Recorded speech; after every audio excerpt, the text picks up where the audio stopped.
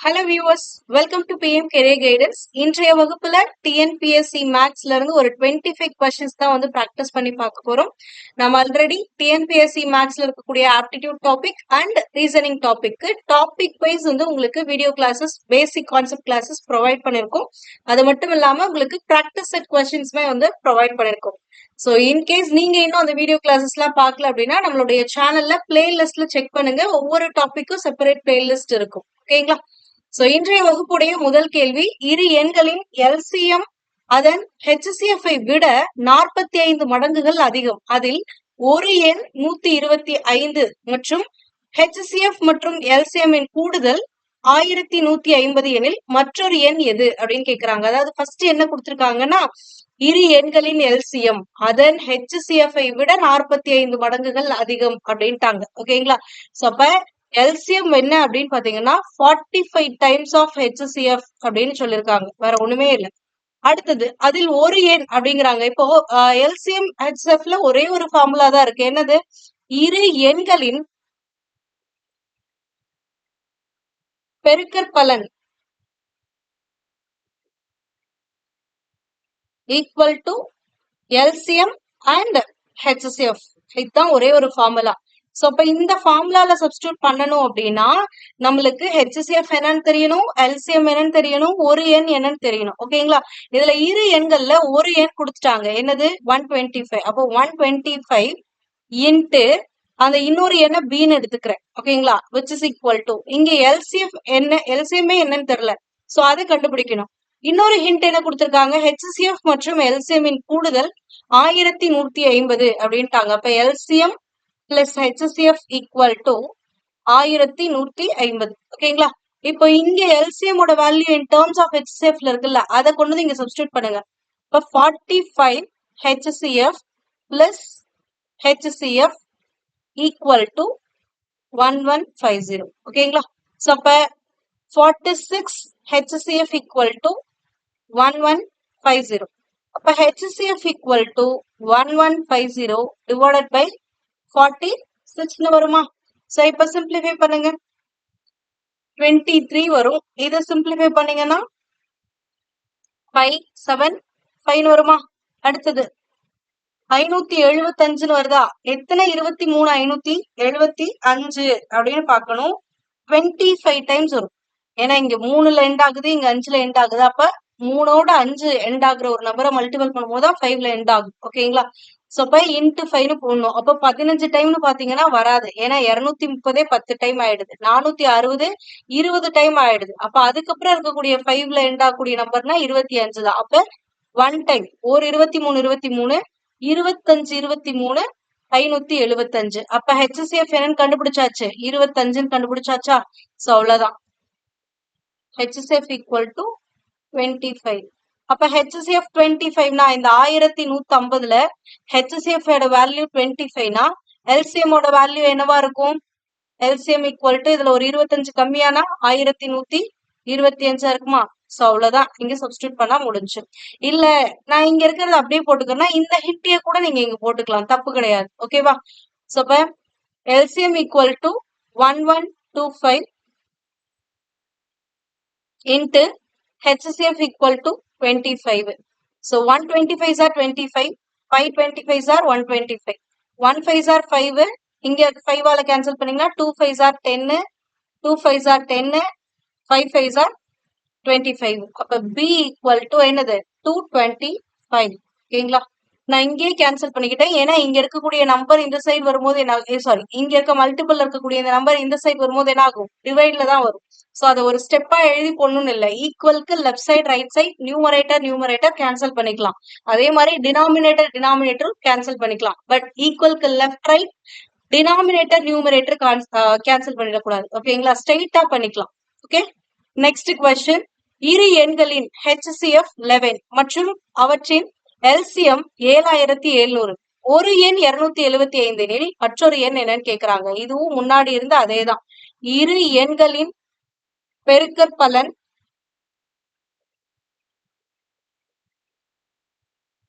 Equal to product of LCM and HCF.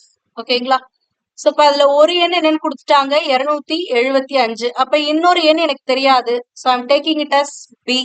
Next equal to LCM என்னன்னு கொடுத்திருக்காங்க 7700 into HCF எவ்வளோ 11 அப்படின்னு கொடுத்துருக்காங்களா. சோ இவ்வளவுதான். இப்போ கேன்சல் பண்ணிக்கோங்க. இது இந்த 275 இந்த சைடு வந்தா கீழே வரும். நீங்க இப்படி ஒரு ஸ்டெப் எழுதுறதுனால எழுதிக்கோங்க. ஓகேவா? இன்ட்டு 11 டிவைடட் பை 275 எழுதுறதுனால எழுதிக்கோங்க. ஒரு 11 11 25 11 275. ஓகேங்களா? சோ இதை கேன்சல் பண்ணீங்க அப்படின்னா ஒரு 25 25 3 25 75 மீதி 2ங்கும் போது 20ன்னு மாறும். 20 வந்து டிவைட் ஆகாது. அதனால 0 போட்டு அடுத்த டிஜிட்டையும் கன்சிடர் பண்ணிக்கிறோம். அப்ப 200 200ல 8 25 இருக்கு. அப்ப 308ங்கிறது தான் அந்த செகண்ட் நம்பர். அப்ப B ஈக்குவல் டு 308. ஓகேங்களா? சோ இப்ப இந்த கொஸ்டினுக்கான ஆன்சர் என்ன அப்படின்னு பாத்தீங்கன்னா 308. Next question. ஒரு நபரின் வருமானம் 50% குறைந்து குறைக்கப்பட்ட வருமானத்தில் மீண்டும் 50% அதிகரித்தது எனில் அவரின் வருமானத்தில் இழப்பின் சதவிகிதத்தை கண்டறியவும். இது வருமானமா இருக்கலாம், இல்ல பிரைஸ் ஒரு பொருளுடைய விலையா இருக்கலாம், என்னவா வேணாலும் இருக்கலாம். பட் ஃபர்ஸ்ட் குறைஞ்சிட்டு அதுக்கப்புறம் இன்க்ரீஸ் ஆகுது. இந்த மாதிரி கேசஸ் வந்துச்சுன்னா ஃபர்ஸ்ட் குறைஞ்சிட்டு அதுக்கப்புறம் இன்க்ரீஸ் ஆகுது. பட் ரெண்டுமே சேம் பர்சன்டேஜ். குறைஞ்சதும் 50 தான், அதிகரிச்சதும் 50% தான். அல்லது ஃபர்ஸ்ட் இன்க்ரீஸ் ஆயிட்டு ரெண்டாவது டைம் குறையுது. அப்போ ஃபர்ஸ்ட் இன்க்ரீஸ் ஆனது 50%, ரெண்டாவது டைம் டிக்ரீஸ் ஆனது 50% அப்படின்னா இந்த மாதிரி கொஸ்டின் வந்துட்டு நீங்க நான் எப்பவுமே வந்துச்சு அப்படின்னா அது லாஸா தான் இருக்கும். இதுல ப்ராஃபிட்ங்கிற பேச்சுக்கு இதுவே கிடையாது. ஓகேங்களா? சோ அப்ப இழப்பா தான் இருக்கும். அந்த இழப்பு சதவீதத்துக்கு ஒரு ஃபார்முலா இருக்கு. இழப்பு சதவீதம் equal to X square by 100. இவ்வளவுதான். ஓகேங்களா? இதையே நீங்க போட்டுக்கலாம். சோ இப்ப எக்ஸ் ஸ்கொயர்ட் அப்படின்னா எக்ஸ்ங்கிறது இந்த வேல்யூ தான். ஏன்னா ரெண்டு வேல்யூ ஒன்னே தானே. சோ அதனால எக்ஸ் ஸ்கொயருங்கும் டபுள் டைம் போட்டுக்கணும். அப்ப 50 இன்ட்டு 50 டிவைடட் பை 100. அவ்வளவுதான். சோ இப்ப 2 0க்கு 2 0 கேன்சல். ஐயஞ்சது 25. அப்ப இழப்பு சதவீதம் எவ்வளவு அப்படின்னு பாத்தீங்கன்னா 25%. ஓகேங்களா? சோ இவ்வளவுதான். இல்ல இந்த மெத்தட் வேணாம் அப்படின்னு நினைச்சீங்கன்னா இன்னொரு மெத்தட், எல்லாத்துக்கும் காமனான ஒரு மெத்தட். அதாவது இது பர்டிகுலரா இப்படிதான் இருக்கணும்னு அவசியம் இல்ல. இன்க்ரீஸ் ஆச்சு அப்படின்னா 100 பிளஸ்ன்னு எடுத்துக்கணும். அதுவே டிக்ரீஸ் ஆச்சுன்னா 100 மைனஸ்ன்னு எடுத்துக்கணும். சோ இப்ப எக்ஸ் இன்ட்டு இப்ப என்ன பண்ணிருக்காங்க, ஃபர்ஸ்ட் எப்பவுமே எக்ஸ் போட்டுக்கோங்க. எக்ஸ் இன்ட்டு இனிஷியலா இருந்த வருமானம் எனக்கு தெரியாது. சோ அதனால எக்ஸ் இன்ட்டு 50% குறைஞ்சிருக்கா, குறைஞ்சிருக்கு அப்படின்னா 100ல இருந்து அதை மைனஸ் பண்ணி எடுத்துக்கணும். அப்ப 100 மைனஸ் 50 எவ்வளவு வரும்? 50. சோ அப்ப 50%. 50/100 இன்ட்டு அடுத்து என்ன பண்ணிருக்காங்க, அதிகரிச்சிருக்கா, அதிகரிச்சிருக்கு அப்படின்னா 100 பிளஸ் பண்ணி எடுத்துக்கணும். 100 பிளஸ் எவ்வளவு அதிகரிச்சிருக்கு? 50. 100 பிளஸ் 50 எவ்வளவு? 150. அப்போ 150%. அவ்வளவுதான். ஓகேங்களா? சோ இந்த மாதிரி கொஸ்டின்ல எப்பவுமே ஒரு 100 வச்சுக்கோங்க, மீதி இருக்கிறத கேன்சல் பண்ணிக்கோங்க. 1 டைம் 2 டைம். 4 2 7 2 14 5 2 10. அப்ப x is equals x into 75/100 வருதா? சோ 75/100 எப்படி எழுதலாம்? 75% ஆஃப் x எழுதலாமா? சோ இதுல என்னன்னா 100 விட கம்மியா இருந்துச்சுன்னா குறைஞ்சிருக்குன்னு அர்த்தம். ஒருவேளை உங்களுக்கு கிடைக்கிற ஆன்சர் 100 விட அதிகமா இருந்துச்சுன்னா அதிகரிச்சிருக்குன்னு அர்த்தம். சோ இங்க என்ன இருக்கு? 100 விட கம்மியா இருக்கா? 100 விட எவ்வளவு கம்மியா இருக்கு? 25% கம்மியா இருக்கா? அப்ப 25% இழப்பு அப்படின்னு எடுத்துக்கணும். எடுத்தோடனே 75ன்னு எடுத்துடக்கூடாது. 75% ஆஃப் எக்ஸ் அப்படின்னா முன்னாடி இருந்தது மாதிரி 75% தான் இருக்கு அப்படின்றாங்க. அப்படின்னா 25% குறைஞ்சிருக்கு அப்படின்னு அர்த்தம். ஓகேங்களா? Next 4th question. ஒரு வருடத்தில் ஒரு நகரத்தின் மக்கள் தொகை 5% அதிகரித்தது மற்றும் அடுத்த வருடத்தில் மக்கள் தொகை 5% குறைந்தது. 2ஆம் வருடத்தின் முடிவில் அந்த நகரத்தின் மக்கள் தொகை 9975 எனில் முதல் வருடத்தின் ஆரம்பத்தில் அந்த மக்கள் தொகை என்ன அப்படின்னு கேக்குறாங்க. சோ இனிஷியலா எவ்வளவு மக்கள் தொகை இருந்துச்சுன்னு தெரியாது. அதனால எக்ஸ் ஃபர்ஸ்ட் இயர்ல என்ன ஆகுது? 5% அதிகரிக்குது. அதிகரிச்சுச்சுன்னா என்னன்னு சொல்லியிருக்கோம்? 100 பிளஸ். அப்ப 100 பிளஸ் 5 என்னது? 105% மாறுது. ஓகேங்களா? இப்போ இதுதான் ஃபர்ஸ்ட் வருஷத்துடைய முடிவுல இருக்கக்கூடிய மக்கள் தொகை. இப்ப என்ன ஆகுது? செகண்ட் இயர்ல செகண்ட் இயர்ல அந்த மக்கள் தொகை 5% குறையுதுங்கும் போது எப்படி எடுத்துக்கணும் 100 மைனஸ். அப்ப 100 மைனஸ் 5 போட்டீங்கன்னா என்ன வரும் 95. அப்ப 95% தான் இருக்காங்க. சோ அப்ப மொத்தமா 2 வருஷம் முடிவுல இவ்வளவு மக்கள் தொகை தான் இருப்பாங்க. ஆனா இவங்களே இதோட வேல்யூ என்ன அப்படிங்கறத கொடுத்துட்டாங்க. 2ஆம் வருடத்தின் முடிவில் அந்த நகரத்தின் மக்கள் தொகை எவ்வளவு 9975 அப்படின்ட்டாங்கல்ல. சோ அப்ப அது என்னன்றது நம்மளுக்கு தெரியும். அது இங்க சப்ஸ்டியூட் பண்ணிக்கோங்க 9975. சோ இப்ப சிம்பிளிஃபை பண்ணா எக்ஸோட வேல்யூ ஸ்டார்டிங்ல ஃபர்ஸ்ட் இயர் இருந்துச்சுல, ஃபர்ஸ்ட் வருஷத்தோட ஆரம்பத்துல இருந்த மக்கள் தொகை என்னன்னு தெரிஞ்சிடும். ஓகேவா? சோ அப்ப 20 5 100 21 5 105 20 5 100 19 5 95. ஓகேவா? சோ இப்ப x is equals 9975 into 20 20 divided by 21 into 19. ஓகேங்களா? சோ இப்ப கேன்சல் பண்ணுங்க. இது வந்து 3 ஆல டிவைட் ஆகுமா? இங்க இருக்கக்கூடிய வேல்யூஸும் 3 ஆல டிவைட் ஆகும். 7 21 7 3 21 இங்க போட்டீங்கன்னா 3 9 3 9 2 3 6 மீதி 1 5 5. ஓகேங்களா? அடுத்தது இதுவும் 7 ஆல டிவைட் ஆகும். கேன்சல் பண்ணி பாருங்க. 1 7 4 28 மீதி 5 வரும். 7 49 மீதி 3 5 35. ஓகேவா? இப்ப 475 இருக்கு, இங்க 19 இருக்கா?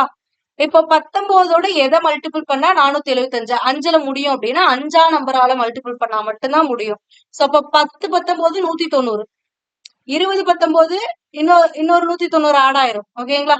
சோ அப்படிங்கும் போது உங்களுக்கு 380 வந்துரும். அப்ப 20 டைம் 380, அப்ப 25 டைமா தான் இருக்கும். ஓகேங்களா? அப்ப ஒரு 19 19 25 19 உங்களுக்கு 475 இருக்கும். அப்ப மீதி என்ன இருக்கு? x is equals 25 into 20 into 20 இருக்கா? அவ்வளவுதான். 2 2 என்ன 4 4 25 எவ்வளோ 100.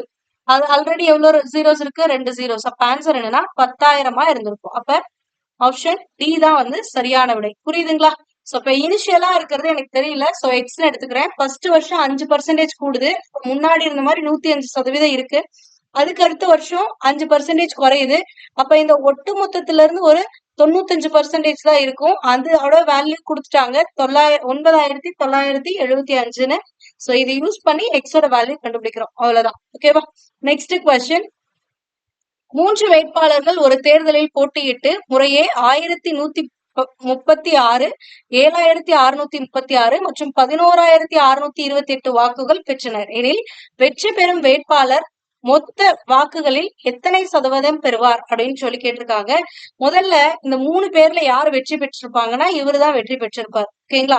இத வந்து சதவீதத்துல நம்ம சொல்லணும். அப்ப வெற்றி பெற்றவருடைய சதவீதம் வேணும் அப்படின்னா அவர் பெற்ற வாக்குகள், அதாவது இந்த வெற்றி பெற்றவர் பெற்ற வாக்குகள் டிவைடட் பை மொத்த வாக்குகள் இன்ட்டு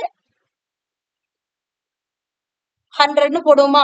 இதுல மொத்த வாக்கு அப்படின்னா இந்த 3 பேரையும் ஆட் பண்ணிக்கணும். ஏன்னா நம்மளுடைய மார்க் எல்லாம் 10th 12th அப்போ கால்குலேஷன் பண்ணும்போது பர்சன்டேஜ் கால்குலேட் பண்ண சொன்னா என்ன பண்ணுவோம்? டோட்டலா 500, நான் எடுத்தது 450. அப்ப 450 பை 500 இன்ட்டு 100ன்னு போறோம்ல, அதே மெத்தட் தான். சோ அவர் பெற்ற மதிப்பெண், அவர் பெற்ற வாக்குகள் வந்து எவ்வளவு அப்படின்னு பாத்தீங்கன்னா 11628 டிவைடட் பை இது மொத்தமா எவ்வளவு ஓட்ஸ்க்கு அப்படிங்கும் போது இந்த மொத்த ஓட்டை கால்குலேட் பண்ணுங்க. 1136 ஃபர்ஸ்ட். செகண்ட் இருக்கவர் 7636. இப்ப மூணாவதா இருந்தவர் 11628.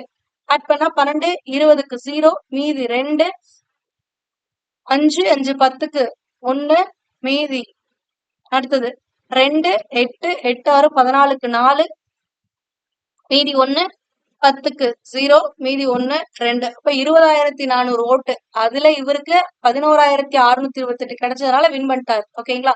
சோ இவ்வளவுதான். இப்ப சிம்பிளிஃபை பண்ணுங்க. 2 0க்கு இந்த 2 0 கேன்சல். அடுத்தது 204 இருக்கா? சோ இதை என்ன பண்ணலாம்? 4ஆல டிவைட் பண்ணலாமா? 5 ஒரு நாள் 4. இதை 4ஆல் டிவைட் பண்ணீங்கன்னா 2 8 மீதி 3 36 9 36 0 7 28. ஓகேவா? அடுத்தது 51 இருக்கா? சோ இந்த 1 இருக்கு. 1ஓட எதை மல்டிபிள் பண்ணா வந்து உங்களுக்கு 7ல எண்ட் ஆகும் அப்படின்னா 7 மல்டிபிள் 7ல முடியக்கூடிய ஏதாவது ஒரு நம்பரா தான் இருக்கும். நம்மளோட ஃபைனல் ஆன்சர் தானே. ஆப்ஷன்லயே பாருங்க அந்த மாதிரி ஏதாவது இருக்கான்னு.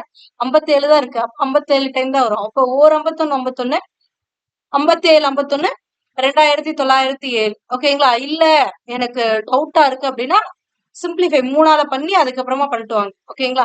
சோ அப்ப 57% தான் வந்து வெற்றி பெற்றவருடைய சதவிகிதம். ஓகேங்களா? Next question. A/B கொடுத்துட்டாங்க, B/C கொடுத்துட்டு A/B/C கேக்குறாங்க. சோ எப்படி போடுவோம்? A, B, C. A ஓட வேல்யூ என்ன? A/B ல 7:9. அடுத்தது B/C ல இவ்வளவு வேல்யூ 5:4. சோ இங்க ஒரு blank ஸ்பேஸ், இங்க ஒரு blank ஸ்பேஸ் இருக்கு. என்ன பண்ணுவோம்? பக்கத்துல லெஃப்ட் ரைட் பார்ப்போம். அதுல இந்த blank ஸ்பேஸ்க்கு ரைட் சைடு எந்த நம்பரும் இல்ல. அப்ப லெஃப்ட் சைடுல இருக்க நம்பரை தூக்கிட்டு வந்து இங்க போட்டுரும். அவ்வளவுதான். அடுத்தது இந்த blank ஸ்பேஸை பொறுத்த வரைக்கும் லெஃப்ட் சைடுல எந்த நம்பரும் இல்ல. ரைட் சைடுல 5 இருக்கு. அதை தூக்கிட்டு வந்து இங்க போட்டுருங்க. அவ்வளவுதான். இப்ப ஸ்ட்ரெயிட்டா மல்டிபிள் பண்ணா ஆன்சர். ஓகேங்களா? ஸ்ட்ரெயிட்டா. அப்ப 7×5 35, 9×5 45, 9×4 36. சோ இந்த 3 நம்பரும் ஏதாவது காமன் டிவைசர் இருக்கான்னு பாத்தீங்கன்னா இல்ல. சோ அதனால இப்படியே ரேஷியோவா எடுத்துக்கணும். அப்ப A/B/C ஈக்குவல் டு 35:45:36 இதுதான் சரியான விடை. ஓகேவா? Next question. இந்த கொஸ்டின் கொஞ்சம் ட்விஸ்டட் தான். பட் ஆனா நீங்க ஈஸியா டேக்கிள் பண்ண முடியும். ஓகேங்களா? கொஞ்சம் நிதானமா ஹேண்டில் பண்ணீங்கன்னா ஈஸியா அதை போட்டுற முடியும். சோ இங்க கொடுத்திருக்கிறத அப்படியே ப்ரொசீட் பண்ணுங்க. வேற ஒண்ணுமே கிடையாது. ஓகேங்களா? சோ இங்க என்ன கொடுத்திருக்காங்க? இரு எண்களின் கூட்டு சராசரின்ட்டாங்க. ஃபர்ஸ்ட் இரு எண்கள் அப்படிங்கறது ஒரு எண் ஏன்னு எடுத்துக்கோங்க, இன்னொரு எண் பின்னு எடுத்துக்கோங்க. அப்ப இரு எண்களின் கூட்டு சராசரி. சராசரினா எப்படி கால்குலேட் பண்ணுவீங்க? ரெண்டையும் ஆட் பண்ணுவீங்க. 2 நம்பர் இருக்கிறதுனால 2ஆல டிவைட் பண்ணுவீங்களா? சோ அப்ப இந்த இரு எண்களின் கூட்டு சராசரினா A+B/2 அப்படின்னு இருக்கும். ஓகேங்களா? சோ அப்ப A+B/2க்கும் இரண்டு எண்களில் ஒன்று, இரண்டு எண்கள்ல ஒரு எண், அப்ப நான் ஏங்கிற நம்பருக்குன்னு வச்சுக்கிறேன், ஆகியவற்றின் விகிதம் 3:5ட்டாங்க. புரியுதுங்களா? இரு எண்களின் கூட்டு சராசரி மற்றும் இரு எண்களில் ஒரு எண்ணின் விகிதம் 3:5ட்டாங்க. ஓகேவா? இதுல சிறிய எண் மற்றும் பெரிய எண்ணுக்கான இடையே உள்ள விகிதம் என்னன்னு கேக்குறாங்க. A/B என்னன்னு கேக்குறாங்க. ஆர் B/A என்னன்னு கேக்குறாங்க. இவ்வளவுதான். ஓகேங்களா? சோ அப்படிங்கும் போது இப்ப என்ன பண்ணலாம் அப்படின்னா, இங்க இருக்கிறது பாருங்க, எப்பவுமே எக்ஸ் போட்டுக்கோங்க. ஏங்கிறது என்னன்னா 5 பார்ட்ஸ் அர்த்தம். ஒரு பார்ட்டுங்கிறத நான் எக்ஸ்ன்னு எடுத்துக்கிட்டேன். ஏங்கிறது 5 பார்ட்ஸ். A+B/2ங்கிறது வந்து எவ்வளவு பார்ட்ஸ் அப்படின்னா 3 பார்ட்ஸ். ஓகேங்களா? சோ இப்ப இந்த வேல்யூ எடுத்து வந்து தனியா சப்ஸ்டியூட் பண்ணுங்க. A+B/2 ஓட வேல்யூ எவ்வளவு? 3x. இதுல A ஓட வேல்யூ மட்டும் உங்களுக்கு தெரியுமா? எவ்வளவு? 5x. இப்ப 5x plus B divided by 2 equal to 3x. இந்த 2 இந்த சைட் போச்சுன்னா மல்டிபிள் ஆகுமா? இப்ப 5x plus B equal to 3x into 2, அதாவது 6xன்னு வந்துரும். ஓகேங்களா? சோ அப்ப B equal to 6x minus இங்க இருக்கக்கூடிய 5x இந்த சைடு வருமோ மைனஸ் ஆயிடுமா? 5x. அப்ப B equal to என்னன்னு கிடைச்சிருச்சு? Xன்னு கிடைச்சிருச்சா? உங்களுக்கு ஆல்ரெடி A ஓட வேல்யூ தெரியும். எவ்வளோ? 5x. B ஓட வேல்யூ என்னது? X. சோ அவங்க கேக்குறது A/B தான். ஓகேங்களா? R B/A. அது உங்களுடைய ஆப்ஷன்ல எப்படி இருக்குன்னு பாருங்க. ஆனா இதுல சிறிய எண் மற்றும் பெரிய எண்ணுக்கு இடையே விகிதம் தான் கேட்டிருக்காங்க. எனக்கு A எவ்வளவு கிடைச்சிருக்கு அப்படின்னா 5xன்னு கிடைச்சிருக்கு. B எவ்வளவு கிடைச்சிருக்குன்னா Xன்னு கிடைச்சிருக்கு. அப்ப இதுல எது சிறிய எண்ணா? B தான் சிறிய எண். ஓகேங்களா? அடுத்தது மற்றும் பெரிய எண். பெரிய எண் எதுனா A தான் பெரிய எண். அப்ப B/A தான் கேக்குறாங்க. சோ B யோட வேல்யூ 1x, A ஓட வேல்யூ 5x. ரெண்டுலயுமே x காமனா இருக்கு. அப்ப ரேஷியோ என்னன்னா 1:5. இவ்வளவுதான். சோ ஆன்சர் என்னன்னா 1:5. புரிஞ்சா? இது இவ்வளவு ஸ்டெப்ஸ் ப்ரொசீட் பண்ணி தான் போடணுமா அப்படின்னா தேவையே கிடையாது. A+B/2 தானே 3x. அப்ப A+B வந்து 6x. அதுல ஏவே 5xனா B 1x அப்படின்னு மைண்ட் கால்குலேஷன்ல கூட இதை போட்டுற முடியும். ஓகேவா? சோ அப்ப இந்த கொஸ்டினுக்கான answer option D. Next question, 8th question. ஒரு தொகை ரூபாய் 650 A மற்றும் B இருவருக்கிடையே பிரித்து கொடுக்கப்படுது. அதாவது இந்த 650 ரூபாய ஏக்கும் பிக்கும் பிரிச்சு கொடுக்கணும். ஆனா எந்த ரேஷியோல பிரிச்சு கொடுக்கணும்னு கொடுக்கல. கொடுத்திருந்தாங்கன்னா தான் நம்ம டக்குன்னு போட்டுருவோம் இல்ல.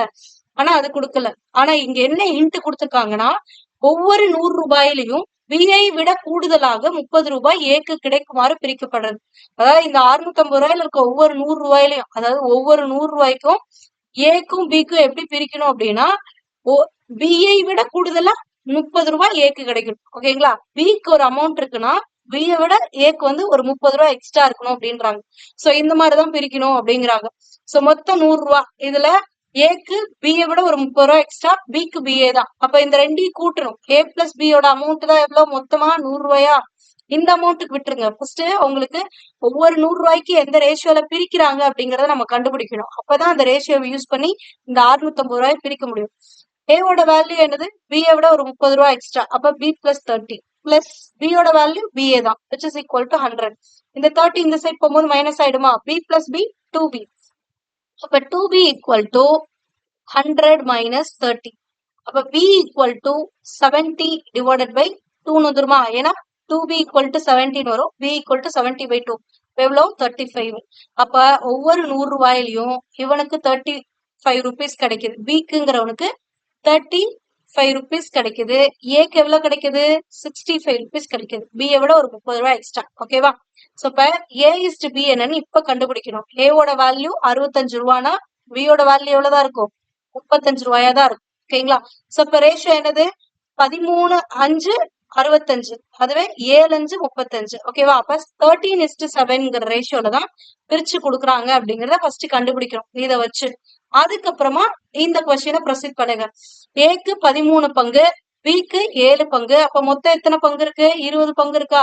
சோ இப்ப ஏக்கும் பிக்கும் சேர்த்து எவ்வளவு அமௌண்ட் தான் பிரிக்கிறீங்க? 650 ரூபாய். இதுல ஏக்கு 13 பங்கு, பிக்கு 7 பங்கு ஈக்குவல் டு 650. மொத்தம் 20 பங்கு. சோ அப்ப அந்த 20 பங்குங்கிறது 650னா ஒரு பங்கு எவ்வளவு அப்படின்னு பாத்தீங்கன்னா 650 டிவைடட் பை 20. 0 0 கேன்சல். 1 2 2 3 2 6. அடுத்தது 7 2 14.5. அப்போ ஒரு பங்கு எவ்வளவுன்னு கிடைச்சிச்சுன்னா 37 ரூபா 50 பைசா. ஓகேங்களா? இப்ப அவங்க என்ன கேக்குறாங்க? பிக்கு கிடைக்கக்கூடிய தொகை என்ன? பிக்கு 7 பங்கு கொடுக்கணும். அப்ப 7 பங்குங்கும் போது 7 இன்ட்டு 37.5 அவ்வளவுதான். ஓகேவா? சோ இப்ப மல்டிபிள் பண்ணா 7 35க்கு 5, மீதி 3, 7 49 3 52க்கு 2, மீதி 5, 7 21 26. நிமிஷம். இல்ல இங்க வந்து மிஸ்டேக் ஆயிருக்கு. எங்க அப்படின்னா இங்க இந்த இடத்துல கேன்சல் பண்ணதுல தப்பு. என்ன மிஸ்டேக் அப்படின்னு பாத்தீங்கன்னா 650 டிவைடட் பை 20. 0க்கு 0 கேன்சல் பண்ணது கரெக்ட் தான். 4 2 2 அதுவும் கரெக்ட் தான். 3 2 6, 2 2 4. அடுத்து ரிமைண்டர் 1 வரும். அப்ப I 2 10 அப்படி வந்திருக்கும். அப்ப 32.5 தான். ஒரு பங்குங்கிறது 32.5 தான். ஓகேங்களா? சோ இப்ப மல்டிபிள் பண்ண IL 35க்கு 5, மீதி 3, 2 14, 14 3 17க்கு 7, மீதி 1, ஒரு 3 21 21 1 22. இங்க ஒரு ஸ்டெப் ஒரு டிஜிட் தள்ளி புள்ளி இருக்கு. அதை இங்க போட்டீங்கன்னா முடிஞ்சு. அப்ப 7 பங்கு, அதாவது பியோடது எவ்வளவு அமௌண்ட் அப்படின்னு பாத்தீங்கன்னா 227 ரூபா 50 பைசா. ஓகேவா? ஆப்ஷன் சி தான் வந்து சரியான விடை. நெக்ஸ்ட், 3 எண்களின் வர்க்கங்களின் கூட்டுத்தொகை 538. 3 எண் இருக்குன்னு வச்சுக்கோங்க. ஏ இருக்கு, பி இருக்கு, சி இருக்குன்னு வச்சுக்கோங்க. இப்ப இந்த 3 எண்களுடைய வர்க்கங்களுடைய கூட்டுத்தொகை அப்படின்னா A square plus B square plus C ஸ்கொயர்னு அர்த்தம். ஓகேங்களா? சோ இப்ப A square plus B square plus C ஸ்கொயரோட வேல்யூ எவ்வளவு அப்படின்னு பாத்தீங்கன்னா 532. ஓகேவா? அடுத்து என்ன கொடுத்திருக்காங்கன்னா முதல் மற்றும் இரண்டாம் எண்ணின் விகிதம், மேலும் இரண்டாம் மற்றும் மூன்றாம் எண்ணின் விகிதம் 3:2ங்கிறாங்க. அதாவது முதல் எண்ணுக்கும் இரண்டாம் எண்ணுக்குமான விகிதமும் 3:2 தான். மேலும் இரண்டாம் எண் மற்றும் மூன்றாம் எண்ணுக்கான விகிதமும் 3:2 தான் அப்படின்றாங்க. அதைத்தான் ஒரே லைன்ல இப்படி கொடுத்திருக்காங்க. அப்படின்னா மூன்றாவது எண் சிங்கிறது என்னன்னு கேக்குறாங்க. ஆனா முதல் எண்ண ஏனும், இரண்டாவது எண்ண பீனும், மூன்றாவது எண்ண சீனும் எடுத்திருக்கோம். சோ இப்ப என்ன பண்ணும் அப்படின்னா எல்லாத்தையுமே ஏ வந்து இன் டர்ம்ஸ் ஆஃப் சில என்ன, பி வந்து இன் டர்ம்ஸ் ஆஃப் சில என்ன அப்படிங்கறத கால்குலேட் பண்ணும். வேற ஒண்ணுமே இல்லை. சோ ஏ இஸ் டு பிங்கிறது எப்படி எழுதலாம்? ஏ பை பின்னு எழுதலாமா? அப்ப ஏ பை பி ஈக்குவல் டு 3/2. இதுல ஏவோட வேல்யூ மட்டும் இன் டர்ம்ஸ் ஆஃப் பில மாத்திக்கோங்க. அப்பதான் ஈஸியா இருக்கும். அப்ப ஏ ஈக்குவல் டு 3/2 பி. ஓகேவா? அதே மாதிரி இங்க பி இஸ் டு சிங்கிறது எப்படி எழுதலாம்? பி பை சின்னு எழுதலாமா? B by C equal to 3/2. அப்ப எனக்கு சி மட்டும் வேணும். அப்ப கிராஸ் மல்டிபிள் பண்ணுங்க. கிராஸ் மல்டிபிள் பண்ணும்போது சி இங்க போயிடும். அப்ப 2b/3 ஈக்குவல் டு சின்னு வந்துருமா? ஓகேவா? சோ இப்ப ஏவும் இன் டர்ம்ஸ் ஆஃப் பில இருக்கு, சியும் இன் டர்ம்ஸ் ஆஃப் பில இருக்கா?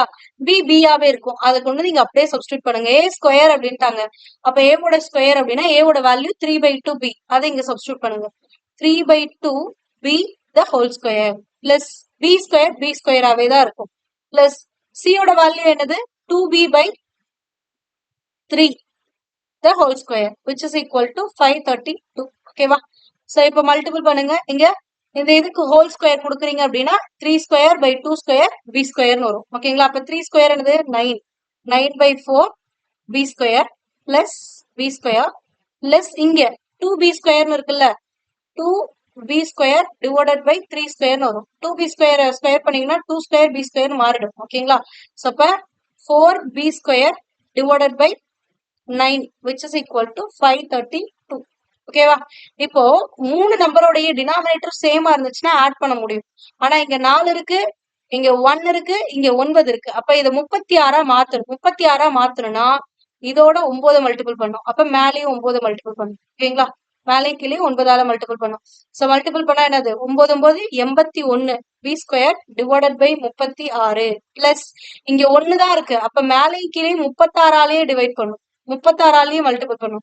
சோ அப்ப 36 b² டிவைடட் பை 36 பிளஸ் இங்க 9 இருக்கு. அப்ப மேலேயும் கீழே 4ஆல மல்டிபிள் பண்ணும். இப்ப 16 b² divided by 9 36 which is equal to 532. ஓகேவா? சோ இப்ப ஆட் பண்ணுங்க. 81 b² plus 36 b² plus 16 b² divided by 36 equal to 532. இது எல்லாத்தையுமே ஆட் பண்ணா 6 6 12 12 1 13க்கு 3 மீதி 1 2 5 5 8 23. சாரி 5 8 13. ஓகேவா? 13 b² divided by 36 equal to 532. So இப்ப எனக்கு தேவை b² மட்டும்தான். அப்ப இந்த 36 இந்த சைடு போகும், மல்டிபிள் ஆயிடும். டிவைடட் பை இந்த 133 கீழே வந்துடும். ஓகேவா? சோ இந்த 133 ஒவ்வொரு 133 133 4 133 வந்து 532 இருக்கும். ஓகேங்களா?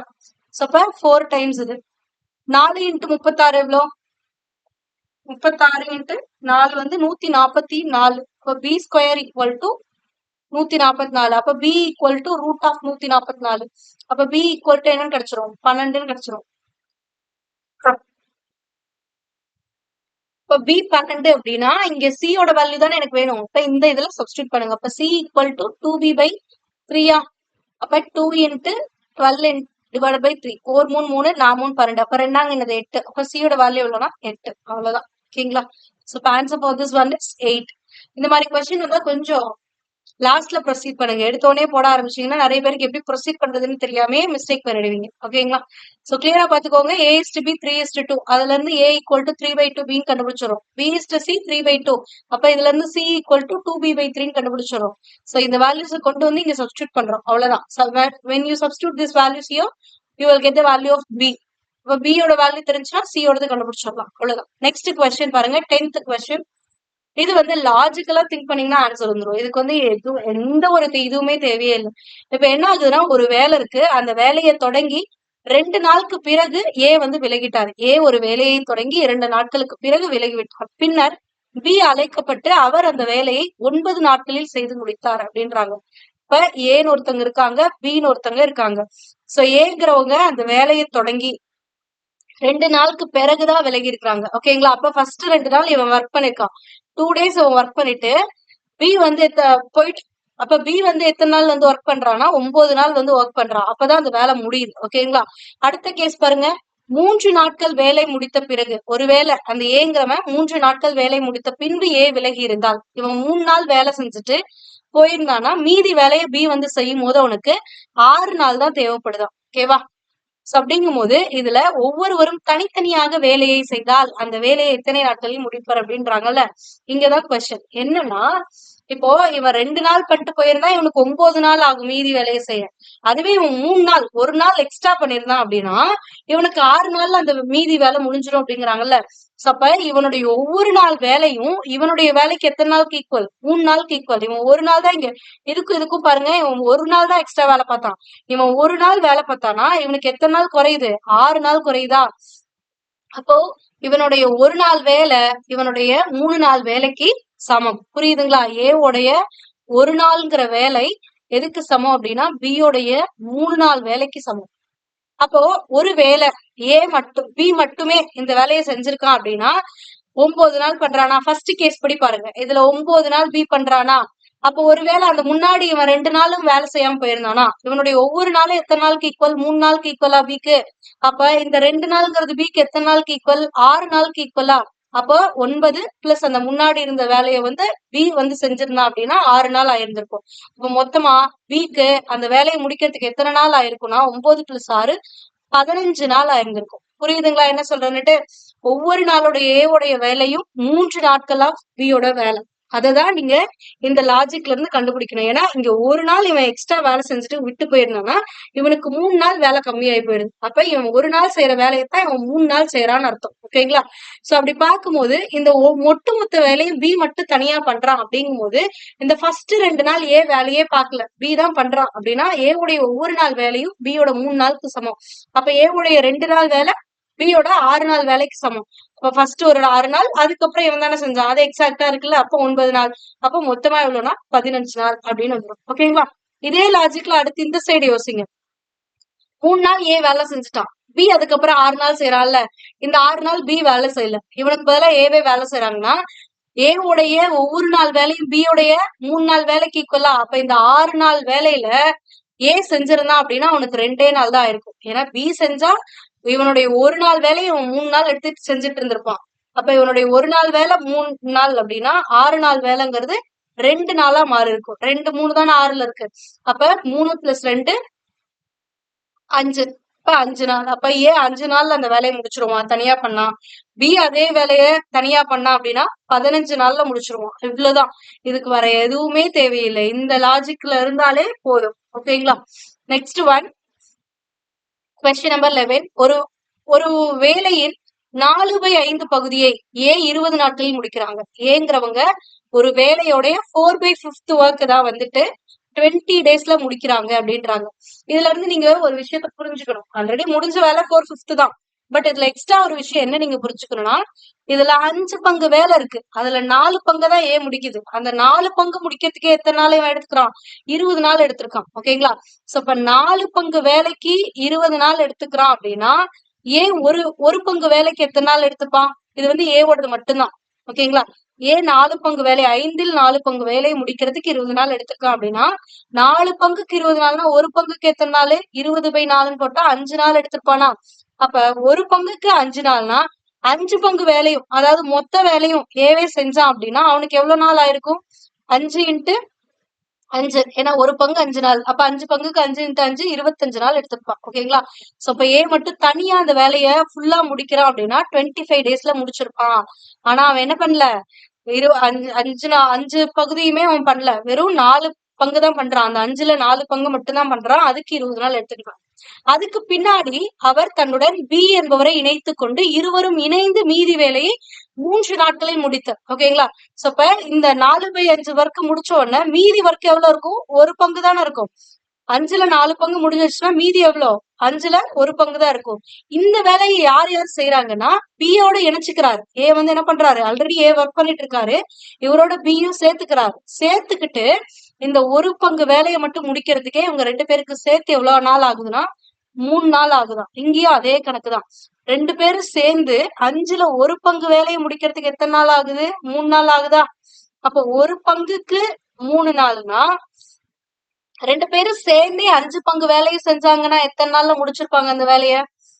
5 இன்ட்டு 3 15 நாள்ல முடிச்சிருப்பாங்களா? சோ இப்ப ஏவும் பியும் சேர்ந்து அந்த வேலையை முழுசா செய்யறாங்கன்னா 15 நாள்ல அந்த வேலை முடிஞ்சிடும். ஓகேங்களா?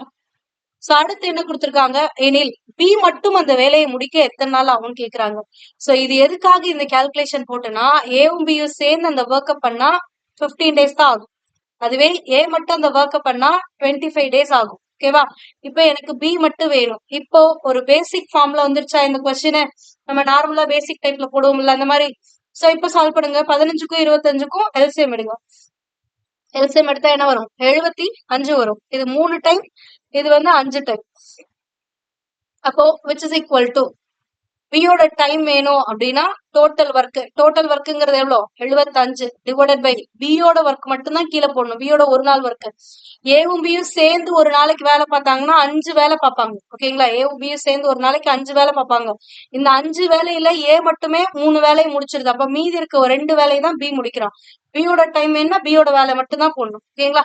சோ இப்ப என்ன வரும், 2 2 6 மீதி 1 7 2 14 மீதி 1 புள்ளி வச்சு ஒரு 0 போட்டுங்கன்னா 2 10. ஓகேங்களா? அப்ப 37 நாள் ஆகும். இவ்வளவுதான். சோ இதுல இதெல்லாம் நான் இப்படிதான் எழுதி பண்ணணுமா அப்படின்னா தேவையில்ல. 4 வேலைக்கு 20 நாள், அப்ப 5 வேலைக்கு 25 நாள் அப்படிங்கறத எடுத்துக்கணும். அதே மாதிரி A பிளஸ் பி ஒரு வேலைக்கு 3 நாள், அப்ப 5 வேலைக்கு 15 நாள் அப்படிங்கறத நீங்களே கொஸ்டின் அண்டர்ஸ்டாண்ட் பண்ணிக்கிட்டு டக்குன்னு எடுத்தீங்க அப்படின்னா இந்த ஒரு ஸ்டெப்போட ஆன்சர் முடிஞ்சிடும். ஓகேவா? Next question. இந்த கொஸ்டினுக்கான answer 37.5. Next question 12th question. 4 ஆண்கள் 4 men மற்றும் 6 பெண்கள் ஒரு வேலையை 8 நாட்களில் செய்து முடிப்பர். 4 men 6 women சேர்ந்து ஒரு வேலையை எத்தனை நாள்ல முடிப்பாங்க அப்படின்னா 8 daysல முடிப்பாங்க. ஓகேவா? அடுத்தது 3 ஆண்கள் மற்றும் 7 பெண்கள் 7 women அதே வேலையை எத்தனை நாள்ல முடிப்பாங்கன்னா 10 daysல முடிப்பாங்களாம். அப்படின்னா 10 பெண்கள் மட்டும் எத்தனை நாட்கள்ல அந்த வேலையை முடிப்பாங்க, 10 women மட்டும் எத்தனை நாள்ல முடிப்பாங்கன்னு கேக்குறாங்க. ஃபர்ஸ்ட் இது ஒரு வேலைங்க உங்களுக்கு டைரக்டா 20 women can complete the work in 15 days 20 days அப்படின்னு கொடுத்துட்டு 10 women எத்தனை நாள்னு கேட்டிருந்தாங்கன்னா ஈஸியா உங்களால போட்டிருக்க முடியும். ஆனா இங்க மிக்ஸ்டு கேட்டகரியா இருக்குல்ல, அப்ப இதுல இருக்க எதையாவது ஒண்ணு வந்து சிங்கிள் கேட்டகரியா மாத்தணும். அது எப்படி மாத்தணும் அப்படின்னு பாத்தீங்கன்னா ஜஸ்ட் இவங்களோட இந்த நம்பர் ஆஃப் டேஸ மல்டிபிள் பண்ணி எடுத்துக்கணும். அவ்வளவுதான். சோ அப்ப ஃபர்ஸ்ட் ஈக்குவேஷன் என்ன, 8 இதோட எல்லா வேல்யூவோட மல்டிபிள் பண்ணுங்க. 8 32 மென் பிளஸ் 6 8 48 உமன். இது ஒரு ஈக்குவேஷன், ஈக்குவேஷன் 1. ஓகேங்களா? அடுத்தது இதையும் மல்டிபிள் பண்ணுங்க, 10ஆல மல்டிபிள் பண்ணுங்க. சோ அப்ப இங்கேயும் 10 இங்கேயும் 10ஆல மல்டிபிள் பண்ணுங்க. என்ன வரும், 30 மென் ஈக்குவல் பிளஸ் 70 உமன். இது ஈக்குவேஷன் 2. இப்போ இந்த மாதிரி மல்டிபிள் பண்ணதுக்கு அப்புறம் அந்த ரெண்டு ஈக்குவேஷனையும் ஈக்குவேட் பண்ணிக்கோங்க, வேற ஒண்ணுமே கிடையாது. ஓகேவா? சோ அப்ப 1 ஈக்குவல் டு 2. 1 என்னது 32m plus 48 women which is equal to 30 men plus 70 women. So men எல்லாம் இந்த சைடு வந்துருவாங்க, women எல்லாம் இந்த சைடு கொண்டு வந்துருங்க. அப்ப 32 men minus 30 men which is equal to 70 women minus 48. அப்ப 32ல 30 போச்சுன்னா என்னது 2 men. 2 men equal to 70ல 48 போச்சுன்னா என்ன வரும் 22 வருமா, 22 women. ஓகேவா? அப்ப 2 menங்கிறது 22 womenக்கு ஈக்குவல். அப்ப 1 menங்கிறது எதுக்கு ஈக்குவல், 11 womenக்கு ஈக்குவல். ஓகேவா? ஒரு 2 2 11 2. ஓகேவா? அப்ப ஒரு மென்னுங்கிறது எதுக்கு ஈக்குவல்னா 11 உமனுக்கு ஈக்குவல். அப்ப இங்க இருக்கக்கூடிய இந்த இது இருக்குல்ல, இந்த வேல்யூ இருக்குல்ல, இத வந்து ஃபுல்லாவே உமனா மாத்துங்க. அப்ப 3 men plus 7 women equal to 10 daysன்றாங்கல்ல. 3 menனும் 7 womenம் இந்த வேலையை பார்த்திருந்தாங்கன்னா 10 daysல முடிச்சிருவாங்கன்னு கொடுத்துருக்காங்கல்ல. இதுல ஒரு மென்ங்கிறது 11 உமனுக்கு சமம்னா 3 மென்னுங்கிறது எதுக்கு ஈக்குவல், 33 உமனுக்கு ஈக்குவலா, பிளஸ் ஆல்ரெடி இங்க ஒரு 7 உமன் இருக்காங்களா, அப்ப 10 daysன்னு வந்துருமா. சோ 33 பிளஸ் 7 எவ்வளவு 40 உமன். அப்ப 40 பெண்கள் வேலை செஞ்சாதான் அந்த வேலையை எத்தனை நாள்ல முடிப்பாங்கன்னா 10 நாள்ல முடிப்பாங்கிறது தான் இந்த இடத்துல இப்படி கொடுத்துருக்காங்க. ஓகேவா? சோ இப்ப 40 உமன் பண்ணாங்க அப்படின்னா அந்த வேலை 10 daysல முடிஞ்சிடும். ஆனா நம்மளோட கொஸ்டின் என்ன, 10 உமன் பண்ணாங்க அப்படின்னா எத்தனை நாள்ல முடியும் அப்படிங்கறதுதான். சோ இப்ப M1 D1 equal to M2 D2. So அப்ப 40 உமன் அவங்களுக்கு எத்தனை நாள் ஆகும், 10 நாள். அப்ப M2 10 உமன் எத்தனை நாள்ல முடிப்பாங்க, அவ்வளவுதான். ஓகேங்களா? அப்ப 0க்கு 0 கேன்சல், 40 daysல முடிப்பாங்க. இப்ப 10 உமன் மட்டும் வேலை செஞ்சாங்கன்னா எத்தனை நாள் எடுத்துப்பாங்க, 40 நாள் எடுத்துப்பாங்க. இப்ப ஆன்சர் ஆப்ஷன் பி. புரியுதுங்களா? சோ இதுல இதுவும் மிக்ஸ்டு கேட்டகரியில இருக்கு. ஆனா ஆன்சர் கேக்குற ஆன்சர் வந்து சிங்கிள் கேட்டகரியில இருக்குன்னா இந்த ரெண்டுல ஏதாவது ஒண்ணு நீங்க உமனா மாத்திக்கலாம், இதை கூட மாத்திட்டு எடுத்துக்கலாம், தப்பு கிடையாது. ஓகேங்களா? இது ஈஸியா இருக்கும்னு நான் இதை மாத்திக்கிட்டேன். ஒரு மென்னுங்கிறது 11 உமன்ன்றத கண்டுபிடிச்சுக்கோங்க. கண்டுபிடிச்சிட்டு ஒரு மென்னுங்கிறது 11னா 2 உமன் 2 மென்னுங்கிறது 22 உமன். அதுவே 3 மென்னுங்கிறது 33 உமன். அப்ப 33 உமனும் 7 உமனும் சேர்ந்து மொத்தமா 40 உமனுடைய வேலை தான் வந்து இந்த 10 நாள். ஓகேங்களா? இப்ப 40 பேர் செஞ்சா 10 நாள், அப்ப 10 பேர் செஞ்சா 40 நாள், அவ்வளவுதான், வேற ஒண்ணுமே கிடையாது. Next question number 13. 8630 தொகைக்கு 3 வருடங்கள் கழித்து என்ன ஆண்டு தனி வட்டி விகிதத்தில் ரூபாய் 1553.4 வட்டி தொகையாக கிடைக்கும்ட்டாங்க. இது வட்டி, இது அசல், இது number of years, rate of interest தெரியல, அதான் உங்களை கால்குலேட் பண்ண சொல்றாங்க. இது தனி வட்டின்னு கிளியரா கொடுத்துட்டாங்க. டைரக்டா ஃபார்முலால போட்டா முடிச்சு. SI equal to PNR by 100, அவ்வளவுதான். சோ அப்ப SI எவ்வளோ? 1553.4 ஈக்குவல் டு P எவ்வளோ? 8630. நம்பர் ஆஃப் இயர்ஸ் எவ்வளோ? 3 years. ரேட் ஆஃப் இன்ட்ரெஸ்ட் தெரியாது, R அப்படியே இருக்கட்டும். இந்த 100, இப்ப இந்த 100 இங்க போச்சுன்னா இந்த டெசிமல் பாயிண்ட் கேன்சல் ஆயிடுமா? ஏன்னா 2 டெசிமல் தள்ளி இருக்கு. இப்ப இங்க இருந்து இங்க போகும்போது மல்டிபிள் ஆகும், மல்டிபிள் பார்க்கும்போது ஹோல் வேல்யூ வந்துடும். சோ இப்ப 15340 டிவைடட் பை இந்த 8630 3 இந்த சைடு வரும்போது கீழே வந்துடும். 8630 into 3 which is equal to R, அவ்வளவுதான். சோ இப்ப கேன்சல் பண்ணுங்க, இந்த ஜீரோக்கு இந்த ஜீரோ கேன்சல், ஒரு 3 3, இதை கேன்சல் பண்ணும்போது 5 3 5, ஒரு 3 3, மீது 2 7 3 21, மீது 2 8 3 24. ஓகேங்களா? இங்க 3 இருக்கு, அப்போ இது வந்து 3ல எண்ட் ஆகுது, இங்க 8ல எண்ட் ஆகுதுன்னா 3ஓட 6ல எண்ட் ஆகக்கூடிய ஒரு நம்பரை மல்டிபிள் பண்ணாதான் 8ல வரும். சோ அப்ப 6 டைம் தான். நீங்க மல்டிபிள் பண்ணி பாத்துக்கோங்க, இல்ல நான் ஒவ்வொன்னா போடுறேன் அப்படின்னாலும் போட்டுக்கோங்க, தப்பு கிடையாது. ஓகேங்களா? 863 வந்து ஒவ்வொன்னா டிவைட் பண்ணி கூட கொண்டு போங்க. சப்போ 1 டைம் நீங்க வந்து 6 டைம் வரும். ஓகேங்களா? ஏன்னா 6 டைம் ஆஃப் 863 போட்டு பாருங்க, கரெக்டா 5178 வரும். 6 3 18 8, மீதி 1, 6 6 36 1 37 7, மீதி 3, 6 8 48, 48 3 51 வந்துச்சா? சோ அவ்வளவுதான்.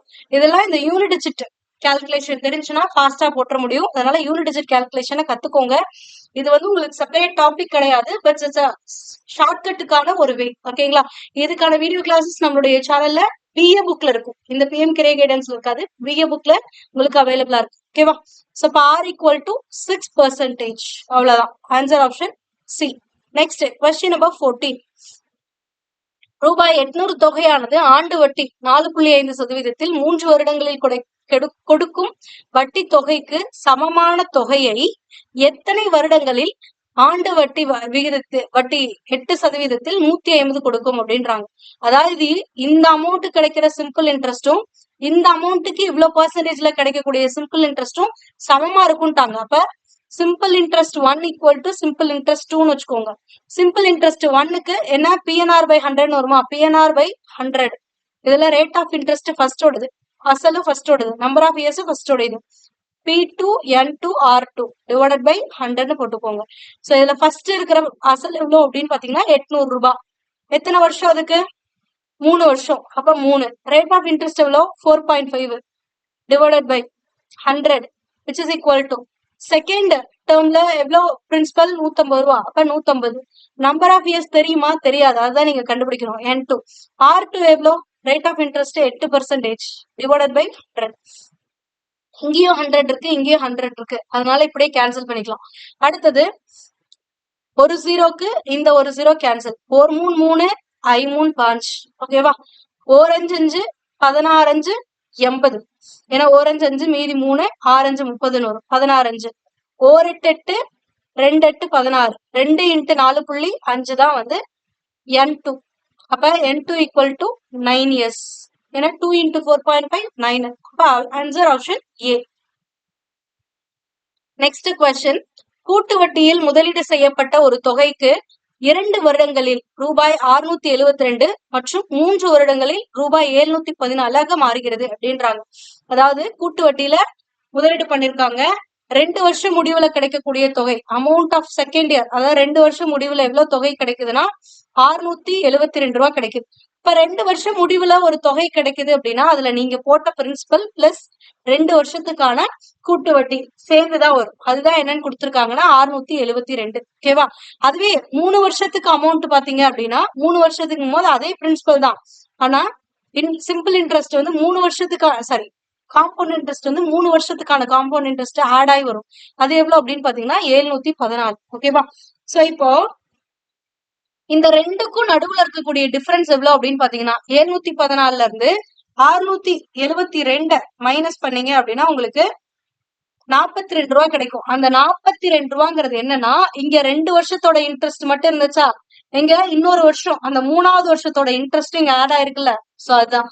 அப்ப I3 alone ஒன்லி 3வது வருஷத்துக்கான இன்ட்ரெஸ்ட் மட்டும் எவ்வளவு அப்படின்னு பாத்தீங்கன்னா 42 ரூபா. இது வந்து எதுக்கு ஈக்குவல் அப்படின்னா 2வது வருஷத்தோடைய அமௌண்ட R%. இப்ப ஃபார் எக்ஸாம்பிள் இங்க வட்டி விகிதம் தானே கேட்டிருக்காங்க. வட்டி விகிதம் R% அப்படின்னா செகண்ட் இயரோட அமௌண்ட உடைய R% தான் வந்து இந்த 42 ரூபாயா இருக்கும். இது நீங்க வந்து உட்கார்ந்து மாங்குன்னு கால்குலேட் பண்ண வேணாம். ஏன்னா பிரின்சிபலுக்கும் கால்குலேட் ஆகும், அதுக்கு முன்னாடி கால்குலேட் ஆன 2 வருஷம் இன்ட்ரெஸ்ட்டுக்கும் இன்ட்ரெஸ்ட் வந்து 3வது வருஷத்துல கால்குலேட் ஆகுமா. சோ அப்படி பார்க்கும்போது பிரின்சிபல் பிளஸ் அதுக்கு முன்னாடி இருந்த 2 வருஷத்துடைய கூடுதல் தான் வந்து இந்த 672 ரூபாய். அப்ப அந்த 672 ரூபாய்க்கு தான் R% போட்டா 3வது வருஷத்தோட இன்ட்ரெஸ்ட் கிடைக்கும். சோ இந்த மாதிரி கேள்வி எல்லாம் கேட்டாங்க அப்படின்னா டைரக்டா 3வது வருஷத்தோட இன்ட்ரெஸ்ட் எவ்வளவுன்னு பாருங்க. அந்த 3வது வருஷத்தோட இன்ட்ரெஸ்ட் எப்படி வரும் அப்படின்னா செகண்ட் இயரோட அமௌண்ட்ல R%, அவ்வளவுதான். சோ R% அப்படிங்கும்போது R/100 ஈக்குவல் டு 42. இதுல R தான் நீங்க கண்டுபிடிக்கணும், அப்ப டைரக்டா கண்டுபிடிங்க. சோ இப்ப என்ன ஆகும், R equal to 42 into 100 divided by 672. ஓகேவா.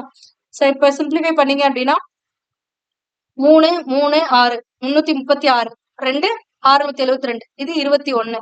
சோ இதுவும் 3ஆல டிவைட் ஆகும், இதுவும் 3ஆல டிவைட் ஆகும். 7 3 21 இங்க போட்டீங்கன்னா 112. சோ இதுவும் 7ஆல டிவைட் ஆகும், இதுவும் 7ஆல டிவைட் ஆகும். ஒரே 7 ஒரே 7 மீதி 4 6 42. ஓகேவா. சோ அப்ப 100/16 இருக்கா. மறுபடியும் நன்னாங்கு 16 25 நாள் 16 100. ஓகேங்களா. அடுத்தது ஒரு நாள் 4 6 நாள் 24 மீதி 1. சோ புள்ளி வச்சு அது 10ஆ மாறும்போது 2 5 2 நாங்க 8 மீதி 2 ஒரு 0 போட்டீங்கன்னா 5ன்னு வந்துடும். சோ 6.25%ங்கிறதா இந்த R%. ஓகேவா. R% equal to 6.25%.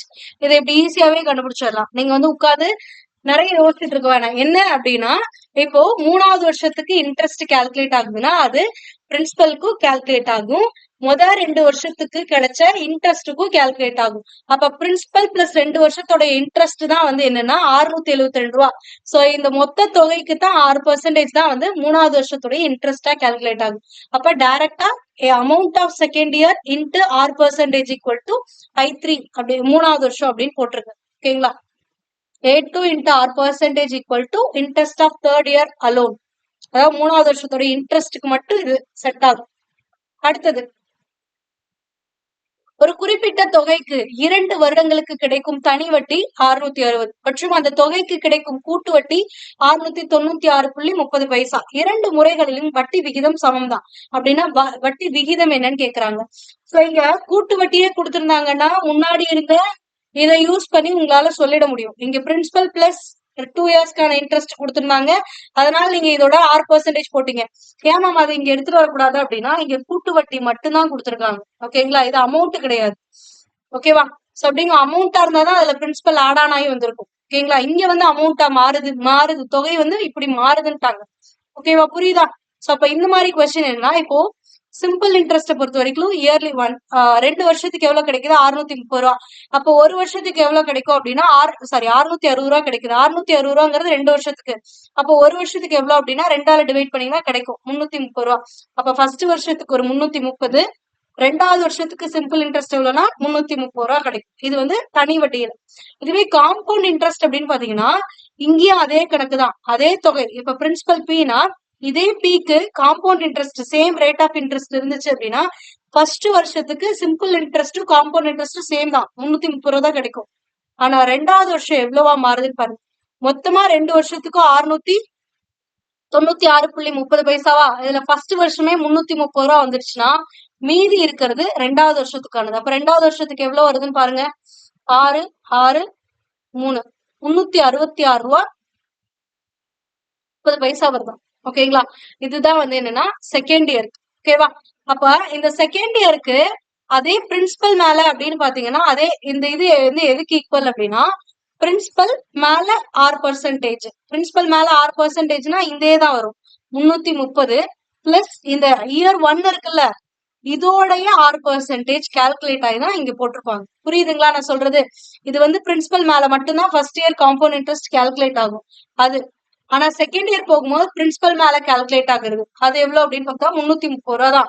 பிளஸ் இந்த ஃபர்ஸ்ட் வருஷம் கிடைச்சிச்சுல இந்த 330 ரூபா வட்டி, இந்த வட்டிக்கு 6% போட்டுதான் வந்திருக்கும். சோ அதான் இந்த அமௌண்ட். சோ இப்போ இதை மட்டும் யூஸ் பண்ணாலே உங்களால ஆன்சர் சொல்லிட முடியும். என்ன வரும்? 366.30 எதுக்கு ஈக்குவல்னா 330 plus interest of first year. First year எவ்வளவு இன்ட்ரெஸ்ட்? 330 ரூபாய். அதோட R%. ஓகேவா? இந்த 330 இந்த சைடு வருமா மைனஸ் ஆயிடுமா? அப்ப 366.30ல 330 ரூபா போச்சுன்னா எவ்வளவு கிடைக்கும் உங்களுக்கு? 0.36 36 ரூபா 30 பைசா கிடைக்கும். அவ்வளவுதான்.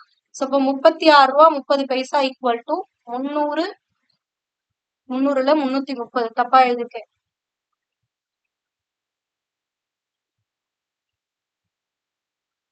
ஓகேவா? ஜீரோக்கு ஜீரோ கேன்சல். இப்ப இதை மல்டிபிள் பண்ணுங்க. இந்த 10 இங்க போகும்போது இங்க ஒரு டெசிமல் தள்ளி முன்னாடி வந்துருமா? அப்ப 363 divided by 33 equal to R. இப்ப 11 3 33 இங்க 1 2 1 ஒரு 11 11 11 11 121. அப்ப R ஈக்குவல் டு எவ்வளவு? 11%.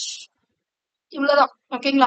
நான் அகைன் சொல்றேன், சிம்பிள் இன்ட்ரெஸ்ட பொறுத்த வரைக்கும் ஈக்குவல் அமௌண்ட் தான் வந்து ஒவ்வொரு வருஷத்துக்கும் கிடைக்கும் இன்ட்ரெஸ்டா. இப்ப ஃபர்ஸ்ட் வருஷம் 330 ரூபானா அடுத்த வருஷம் 330 ரூபா. அப்ப 2 வருஷத்துக்கு மொத்தமா 660 ரூபா கிடைக்கும். இதுதான் இங்க கொடுத்துருக்காங்க. ஆனா காம்பவுண்ட் இன்ட்ரெஸ்ட பொறுத்த வரைக்கும் ஃபர்ஸ்ட் வருஷத்துக்கு simple interest compound interest same தான். அப்ப இதுக்கு 330 ரூபானா இதுக்கும் 330 ரூபா தான். ஆனா செகண்ட் இயர் போகும்போது அதே 330 ரூபாயும் கிடைக்கும். அதோட என்ன ஆகும் அப்படின்னா ஃபர்ஸ்ட் வருஷத்துடைய காம்பவுண்ட் இன்ட்ரெஸ்ட் இருக்கு பாருங்க, அதோட R%ம் சேர்த்து வரும். ஓகேவா? சோ அப்ப compound interest of first year வந்து 330. அப்ப 330 பிளஸ் 330 இன்ட்டு R%ன்னு போடுறீங்க.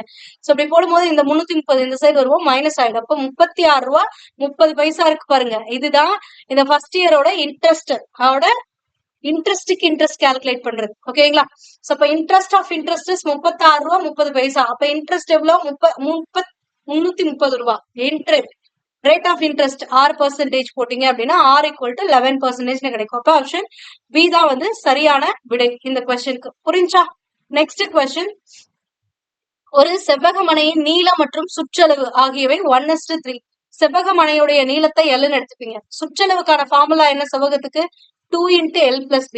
இந்த ரெண்டுக்குமான விகிதம் தான் என்னன்னு சொல்லியிருக்காங்க அப்படின்னா 1:3ன்னு சொல்லிட்டாங்க. ஓகேங்களா? எனில் அந்த மனையின் நீளம் மற்றும் அகலத்திற்கு இடையே உள்ள விகிதம் என்னன்னு கேக்குறாங்க. லென்த் இன்ட்டு பிரெத்துக்கான ரேஷியோ என்னன்னு கேக்குறாங்க. ஓகேவா? இவ்வளவுதான். சோ லென்த்ங்கிறது 1x சுற்றளவுங்கிறது 3x இருக்கான். சோ இதை கொண்டு வந்து சப்ஸ்டியூட் பண்ணி பிரெத்தை கண்டுபிடிங்க. அப்ப சுற்றளவு 2 × L + Bங்கிறதோட வேல்யூ என்னது? 3x. இதுல Lோட வேல்யூ 1x தெரியும்ல, அதை இங்க கொண்டு வந்து சப்ஸ்டியூட் பண்ணுங்க. அப்ப 2 இந்த 2 வந்து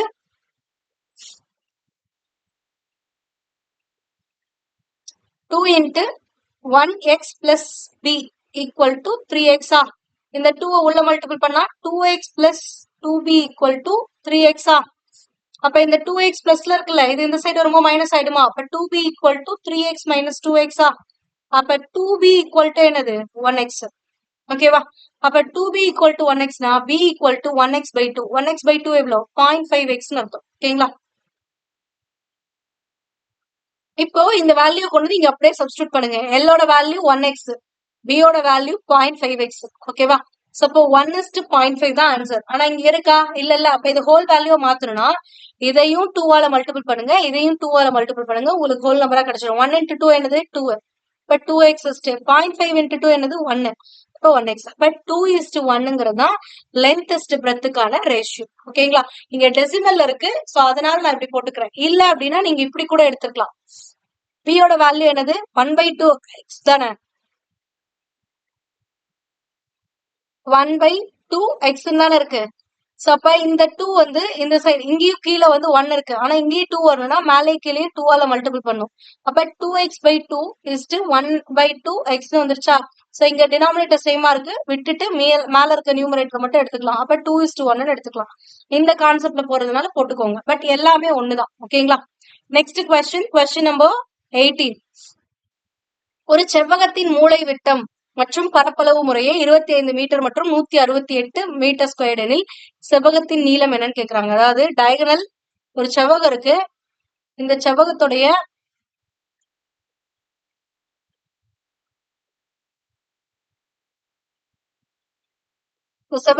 டயகனல் எவ்வளவு அப்படின்னு பாத்தீங்கன்னா 25ட்டாங்க.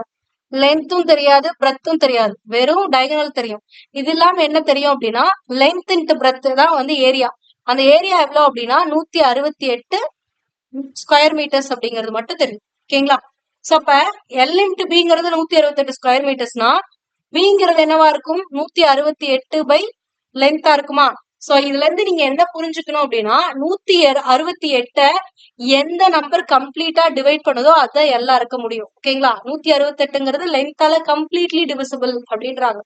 சோ அப்படிங்கும் போது நீங்க இதை வந்து இந்த பித்தாகரஸ் தியரம் யூஸ் பண்ணி கொண்டு போகலாம். அப்படிலாம் போனீங்கன்னா நாளைக்கு கூட ஆன்சர் போறது கஷ்டமா இருக்கும். சோ அதனால ஆப்ஷன் மெத்தட் அப்படிங்கறது இங்க யூஸ் பண்ணுங்க. அது என்ன மேம் ஆப்ஷன் மெத்தட் அப்படின்னா இந்த 168ங்கிறது கண்டிப்பா லென்த்தால என்ன ஆகும்? டிவைட் ஆகும்னு சொல்லட்டுமா? அப்போ இங்க இருக்கக்கூடிய இந்த ஆப்ஷன்ல எந்த வேல்யூ 168ஆல டிவைட் ஆகும்னு பாருங்க. 168ஆல 17 டிவைட் ஆகுமானா ஆகாது. ஓகேங்களா? 31 டிவைட் ஆகுமானா ஆகாது. ஆனா 12 ஆகும், 24 ஆகும். அப்ப 168 12ஆல டிவைட் பண்ணுங்களேன். ஒருவேளை லென்த் ஈக்குவல் டு 12 நான் எடுத்துக்கிறேன் அப்படின்னா பிரெத் என்னன்னு கிடைக்கும்? Length equal to 168 by length. Length வந்து 12 போட்டீங்கன்னா என்ன வரும்? 3 12, 4 16, 2 8. இப்போ 1 3 3, 1 3 3, 4 3 12, 14ன்னு வந்துருச்சா? பிரெத் ஈக்குவல் டு 14ன்னு வருது. சோ பிரெத் 14னா லென்த் 12ஆ இருந்தா இந்த இது டயகனல் வந்து கரெக்டா வரணும். சோ டயகனலுக்கான ஃபார்முலா என்ன? L square plus B square equal to 25 square வரணுமா? இங்க பாருங்க எல்ஏ 144. ஓகேவா? அடுத்தது 114 ஸ்கொயர் பியோட ஸ்கொயர் போட்டீங்க அப்படின்னா 14 ஸ்கொயர்னு வரும். அப்ப 14 இன்ட்டு 14 வந்து 196 வரும். which is equal to 25 square எவ்வளவு? 625 வரணும். ஆனா இங்க என்ன இருக்கு? ஒரு 200, ஒரு 350 தான் வருது. அப்ப இந்த கால்குலேஷன் தப்புங்கிறத கண்டுபிடிச்சிடலாம். ஓகேங்களா? சோ அப்ப எல்லுங்கிறது 12 கிடையாது அப்படிங்கறத கண்டுபிடிச்சிடணும். சோ அப்ப அடுத்து இருக்கக்கூடிய ஆப்ஷன் என்ன? எல்லுங்கிறது 24ங்கிற ஆப்ஷன் தான். அப்ப அதை தான் நம்ம எடுத்துக்கணும். அப்ப ஒருவேளை எல்லுங்கிறது 24ஆ இருந்துச்சு அப்படின்னா பிங்கிறது என்ன வரும்? 168 பை 24. இப்ப 6 நான்கு 24, 42 நாள் 168. அடுத்தது 1 6 6, 7 6 42. அப்ப பி ஈக்குவல் டு 7 கிடைக்குமா? அப்ப எல்லுங்கிறது 24, பிங்கிறது 7னா இத பித்தாகரஸ் தியரம்ல போடுங்க. பித்தாகரஸ் தியரம்னா என்னது? ஒண்ணும் இல்ல. இது எல், இது பினா இது 25 இருக்கா? அடுத்துள்ள பக்கங்களின் கூடுதல், வர்க்கங்களின் கூடுதல் கர்ணத்தின் வர்க்கத்திற்கு சமம். அப்ப L square plus B square equal to 25 square. அவ்வளவுதான். சோ எல்ங்கிறது என்னது? 24. அப்ப 24 ஸ்கொயர் பிளஸ் பிங்கிறது எவ்வளவு? 7 ஸ்கொயர் ஈக்குவல் டு 625 வரணும். வந்தா அதுதான் ஆன்சர். ஓகேங்களா? 24 ஸ்கொயர் எடுத்து 24 இன்ட்டு 24 போட்டீங்கன்னா 576 வரும். பிளஸ் 7 ஸ்கொயர் எவ்வளவு? 49. இப்ப அதோட ஒரு 49 கூட்டினா எல்லாம் வருது? 625 வருதா? இதை ஆட் பண்ணும்போது இப்ப கரெக்டா இருக்கா? சோ அப்ப இதுதான் கரெக்ட். அப்ப லென்த் ஈக்குவல் டு 24 அப்படின்னு எடுத்துக்கலாம். ஃபர்ஸ்ட் இந்த ஆப்ஷனை எப்படி பிக் பண்ணும் அப்படின்னா 628ஆல இங்க இருக்கக்கூடிய ஏதாவது ஒரு வேல்யூ டிவைட் ஆகும். ஏன்னா இந்த 628ங்கிறது எல் இன்ட்டு பி தானே. அப்ப 628 வந்து லென்த் கம்ப்ளீட்டா டிவைசபிள் ஆகும். ஓகேங்களா? சோ 17 ஆகுமான்னு கேட்டீங்கன்னா 17 ஆகாது. ஏன்னா 17 170ன்னு வரும். ஆனா இங்க 168 தான் இருக்கு. அது வராது. ஓகேங்களா? அதுவே இதுக்கு போட்டீங்க அப்படின்னா 3 டைம் போட்டீங்கன்னா, சாரி 5 டைம் போட்டீங்கன்னா 5 3 5 155 தான் வருது. அடுத்து இன்னொரு 13 போட்டீங்கன்னா 13ல 31. ஓகேங்களா? சோ இப்ப இன்னொரு 31 போட்டீங்கன்னா அதோட என்ன ஆகும்? 6 8 1 186 தான் வருது. அப்ப இதுவும் டிவைட் ஆகாது. அப்ப இந்த 2 ஆப்ஷனையும் நான் ட்ரை பண்ணவே தேவையில்லை. அப்ப இந்த 2ல ஏதோ ஒண்ணுதான். இதுல ஏதாவது ஒன்ன ட்ரை பண்ணிட்டு அது வரல அப்படின்னா அடுத்த ஆப்ஷனை பிக் பண்ணிட்டு போயிட்டே இருங்க. உட்காந்து இந்த கிராஸ் செக் எல்லாம் பண்ணுங்கிற அவசியம் இல்லை. ஓகேங்களா? சோ நெக்ஸ்ட் கொஸ்டின் 19வது கொஸ்டின். 40 மீட்டர் நீளமும் 20 மீட்டர் அகலமும் உள்ள ஒரு தண்ணீர் தொட்டியில் ஒரு மத விழாவில் அன்றே 50 நபர்கள் நீராடினார்கள். ஒரு நபர் குளித்ததில் 4 மீட்டர் கியூப் தண்ணீரானது சராசரியாக வெளியேறுகிறது எனில் தொட்டியில் உயர்ந்த தண்ணீரின் அளவு என்ன அப்படின்றாங்க. ஒண்ணும் இல்ல, இப்ப இப்படி ஒரு டேங்க் இருக்கு அப்படின்னா இது வரைக்கும் வாட்டர் இருக்குன்னு வச்சுக்கோங்களேன். இது யாரும் உள்ள குதிக்காதப்ப ஓகேங்களா. ஒருவேளை குதிச்சாங்க அப்படின்னா இதுக்குன்னு வந்து ஒரு பர்டிகுலர் இது இருக்கும். இது வந்து லென்த், இது வந்து வித். ஸோ லென்த் எவ்வளவு அப்படின்னு பாத்தீங்கன்னா இது வந்து 40ன்னு வச்சுக்கோங்க, இது வந்து என்னது 20ன்னு வச்சுக்கோங்க. ஆனா இந்த ஹைட் எவ்வளவு அப்படிங்கறத இப்ப நீங்க கண்டுபிடிக்கிறோம். என்னன்னா இங்க ஒவ்வொருத்தரும் குதிக்கும் போது இந்த தண்ணி மேல வருமா, அப்ப அந்த தண்ணியோடைய உயரம் வந்து எதுக்கு ஈக்குவல் அப்படின்னா இந்த 50 நபர்களுடைய வால்யூம் ஆஃப் வாட்டருக்கு ஈக்குவல். ஓகேங்களா. ஒரு நபர் குளிச்சா எவ்வளவு வால்யூம் ஆஃப் வாட்டர் 4 மீட்டர். அதுவே 50 பேர் குளிச்சாங்கன்னா 50 × 4 போட்டா 200 மீட்டர் கியூப் வாட்டர் ஆனது வெளியில வரும். ஓகேங்களா. 200 மீட்டர் கியூப் வந்து அந்த தண்ணியோடைய உயரம் அதிகரிக்கும். இல்லைன்னா அவ்வளவு வாட்டர் வந்து வெளில வரும். ஓகேங்களா. சோ அப்ப இங்க என்ன வரும், வெளியேறிய தண்ணீர்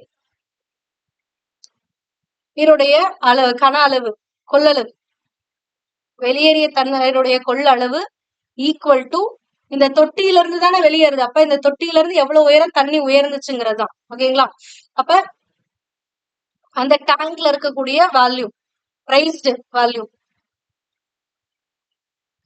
ஓகேவா. சோ இப்ப தண்ணீர் எவ்வளவு வெளியேறுச்சு, 200 மீட்டர் வெளியேறிச்சா, metre cube which is equal to டேங்க்ல எவ்வளவு வால்யூம் ரைஸ் ஆச்சு அப்படின்னா length into breadth into height மட்டும்தான் ரைஸ் ஆகும். ஓகேங்களா. அப்ப வாட்டர் ரைஸ்டு ஹைட், அப்ப லென்த் 200 ஈக்குவல் டு லென்த் எவ்வளோ 40, பிரெத் எவ்வளோ 20. ஆனா வாட்டர் எவ்வளவு தூரம் உயர்ந்துச்சுங்கிறது எனக்கு தெரியாது. அதுதான் நான் கண்டுபிடிக்கணும். இது எவ்வளவு தூரம் உயர்ந்துச்சோ அவ்வளவு வேல்யூம் இருக்கக்கூடிய வாட்டர் தான் கீழே ஊத்துச்சு. அதுதான் இந்த 200 மீட்டர் கியூப். ஓகேவா. சோ இங்க இருக்க 2 ஜீரோக்கு இந்த 2 ஜீரோ கேன்சல். அடுத்தது இந்த 2க்கு இந்த 2 கேன்சல். ஓகேவா. சோ அப்ப raised volume equal to இங்க ஆல்ரெடி 1 இருக்குன்னு அர்த்தம். ஓகேவா. அப்போ 1/4ன்னு வருது. 1/4னா என்னது 0.25ன்னு அர்த்தம். இப்போ 0.25 மீட்டர் அப்படின்னு அர்த்தம். 0.25 மீட்டர்ங்கிறது எதுக்கு ஈக்குவல், 25 சென்டிமீட்டருக்கு ஈக்குவல். ஏன்னா 1 மீட்டர்ங்கிறது எவ்வளோ 100 சென்டிமீட்டர். அப்ப 0.25 மீட்டர்ஸ் அப்படிங்கிறது 25 சென்டிமீட்டருக்கு ஈக்குவல். அப்ப 25 சென்டிமீட்டர் தான் அந்த தண்ணீர் வந்து உயர்ந்திருக்கும். அந்த அளவுக்கு தண்ணீர் தான் வந்து வெளியேறி வந்திருக்கும். ஓகேங்களா. அதாவது 40க்கு 20 இருக்கிற தொட்டியில ஒரு 25 சென்டிமீட்டர் தண்ணி உயர்ந்துச்சுன்னா எவ்வளவு வாட்டர் வெளில வருமோ அந்த வாட்டர் தான் வெளில வந்திருக்குன்னு அர்த்தம். வேற ஒண்ணுமே கிடையாது. சோ அப்ப 25 சென்டிமீட்டர் உயரம் இருக்கக்கூடிய அந்த அளவுக்கு தான் உயர்ந்திருக்கு. அதனாலதான் 200 கியூபிக் மீட்டர் ஆனது வெளியில வந்திருக்கு. நெக்ஸ்ட், ஒரு செவ்வக வடிவ திண்மத்தின் நீளம் 10% அதிகரிக்கப்பட்டு அதன் அகலம் 10% குறைக்கப்படுகிறது எனில் திண்மக கன அளவு எவ்வளவு ஆகும் அப்படின்னு கேக்குறாங்க. அப்ப கனச்செவ்வகத்துடைய கனச்செவ்வகத்துடைய பரப்பளவுக்கான ஃபார்முலா, கன அளவுக்கான ஃபார்முலா என்னது, L × B × H. சோ இப்ப லென்த் எவ்வளவு இன்க்ரீஸ் ஆயிருக்கு 10%. இனிஷியலா இருக்கிறது எல்லாமே 100% தான். லென்த் 100%, பிரெத் 100%, ஹைட் 100%, வால்யூம் கூட 100% தான். ஓகேங்களா. இனிஷியலா இருக்கக்கூடியது எல்லாமே 100%. இப்ப இன்க்ரீஸ் ஆனதான் கண்டுபிடிக்க போறீங்க. லென்த் எவ்வளவு இன்க்ரீஸ் ஆயிருக்கு 10. அப்ப 100 + 10 110% ஆயிருக்குமா. இன்ட்டு பிரெத் எவ்வளவு இன்க்ரீஸ் ஆயிருக்கும் 110/100 லென்த் இன்ட்டு பிரெத் எவ்வளவு 10% குறைஞ்சிருக்கு. அப்ப 100 இருந்துச்சு, அதுல 10 போச்சுன்னா 90 தான் இருக்கு. இப்ப 90% ஆஃப் பிரெத். ஹைட்ட பத்தி எதுவுமே கொடுக்கல. அப்ப முன்னாடி இருந்தது அப்படியே இருக்கு. 100% 100% ஆஃப் 100% 100/100 எழுதலாம் ஹைட்னு. சோ இந்த மாதிரி கொஸ்டின்ல எப்பவுமே ஒரு 100 வச்சுக்கோங்க. மீதி இருக்கிறதெல்லாம் கேன்சல் பண்ணுங்க. இதுக்கு இது கேன்சல், இந்த ஜீரோக்கு இந்த ஜீரோ, இந்த ஜீரோக்கு இந்த ஜீரோ. சோ அப்ப மீதி என்ன இருக்கு 11 × 9 எவ்வளவு 99. அப்ப 99/100 LBHன்னு இருக்கா. 99/100 எப்படி எழுதலாம் 99% எழுதலாமா. அப்ப 99% ஆஃப் LBH இருக்கு. ஆனா இனிஷியலா எவ்வளவு இருந்திருக்கும் 100% ஆஃப் LBH இருந்திருக்கும். அப்ப எவ்வளவு குறைஞ்சிருக்கு 1% தான் குறைஞ்சிருக்கு. ஓகேங்களா. நெக்ஸ்ட் கொஸ்டின் 21வது கொஸ்டின். இதுக்கப்புறம் ஒரு 5 கொஸ்டின் வந்து உங்களுக்கு ரீசனிங் பகுதியில இருந்து இருக்கு. ஓகேங்களா. அருண் சொன்னான், இந்த பெண் என் தாயின் பேரனின் மனைவி அப்படின்னு.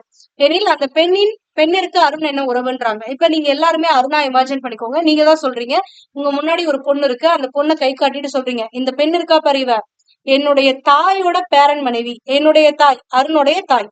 அருணுடைய தாயுடைய பேரன் யாரா இருக்க முடியும். இப்ப நான் தான் அருண் அப்படின்னா என்னுடைய அம்மாவுடைய பேரன், என் அம்மாவுடைய பேரன் யாரா இருக்க முடியும், என் பையனா இருக்க முடியும்.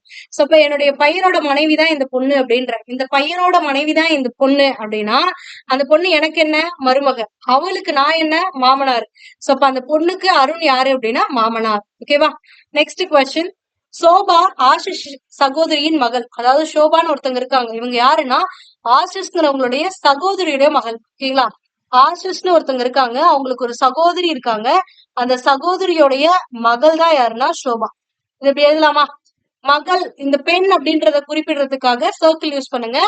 ஆண் அப்படின்னா ரெக்டாங்கிள் யூஸ் பண்ணுங்க.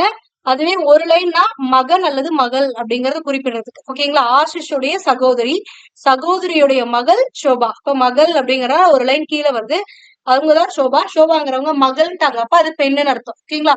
நெக்ஸ்ட், ஆஷிஷோடைய தாய் யாருன்னு பாத்தீங்கன்னா பிரியான்ட்டாங்க. அப்ப இவங்களுடைய தாய். அம்மா அம்மா அப்பா வந்துச்சு அப்படின்னா ஒரு லைன் மேல போடணும். அம்மா அப்பா வந்துச்சு அப்படின்னா ஒரு லைன் மேல் நோக்கி போடணும். ஓகேங்களா?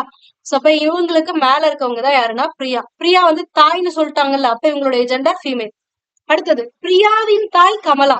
பிரியாவுக்கு அம்மாவா, அவங்களுக்கு அம்மா பேர் என்னன்னா கமலா. ஓகேங்களா? அடுத்து வந்து என்ன சொல்றாங்கன்னா கமலாவின் கணவர் ஹரி. கமலாவுக்கு கணவர் யாருன்னா ஹரி. அப்ப ஹரிங்கிறவரு கணவர்ன்ட்டாங்க. அப்ப ஜெண்டர் என்னது? ஆண். அடுத்தது, ஹரியின் மாமியார் கிருஷ்ணா. ஹரிக்கு மாமியார்னா கமலாக்கு யாரு? அம்மாவா இருப்பாங்களா? ஒய்ஃபோட அம்மா தானே மாமியார். அப்ப இவங்களோட ஒய்ஃபோட, ஹரியோட ஒய்ஃப் யாருன்னா கமலா. கமலாவுடைய அம்மா யாருன்னா கிருஷ்ணா அப்படிங்கிறவங்க. ஓகேவா? சோ இப்ப என்ன கேக்குறாங்கன்னா ஹரிக்கும் ஷோபாக்கும் என்ன உறவுன்னு கேக்குறாங்க. ஹரி இங்க இருக்காங்கல்ல, ஹரியோட பொண்ணுதான் பிரியா. பிரியாவுடைய பொண்ணுதான் யாருன்னு பாத்தீங்கன்னா இந்த இந்த இவங்க. ஓகேவா? ஏன்னா பிரியாக்கு வந்து 2 பசங்க இருக்காங்க. ஒண்ணு, இது வந்து பையனாவும் இருக்கலாம், பொண்ணாவும் இருக்கலாம். ஆனா இவங்க வந்து பொண்ணு இருக்காங்க. ஓகேங்களா? அப்ப ஹரியோட பொண்ணோட பொண்ணோட பொண்ணு. அப்ப ஹரியோட பொண்ணு, பொண்ணோட பொண்ணு என்னன்னு சொல்லுவோம்? பேத்தின்னு சொல்லுவோம். பேத்தியோட மகள் என்ன? கொள்ளு பேத்தி. ஆன்சர் என்ன? கொள்ளு பேத்தி. ஓகேங்களா? Next question. ஆண்களின் வரிசையில் வலமிருந்து 12வதாக இடமிருந்து 4வதாக உள்ளதாக அப்துல் உணர்ந்தான் எனில் அந்த வரிசையில் 28 ஆண்கள் இருப்பதற்கு மேலும் எத்தனை ஆண்கள் சேர வேண்டும்? இது இடதுபுறம், இது வலதுபுறம். ஓகேங்களா? ஆண்களின் வரிசையில் வலது புறத்துல இருந்து 12வதா இருக்கானா. ஓகேங்களா? 12வது ஆளா யார் இருக்கா? அப்துல் இருக்கா. 12வதா இவன் இருக்கானா, இவனுக்கு முன்னாடி இங்க எத்தனை பேர் இருப்பாங்க? 11 பேர் இருப்பாங்களா இவனுக்கு முன்னாடி. அடுத்தது, அதே அவன் தான் இடமிருந்து பார்க்கும்போது 4வது வரிசையில இருக்கிற மாதிரி ஃபீல் பண்றானாம். இது வந்து 4வது பொசிஷன். எங்க?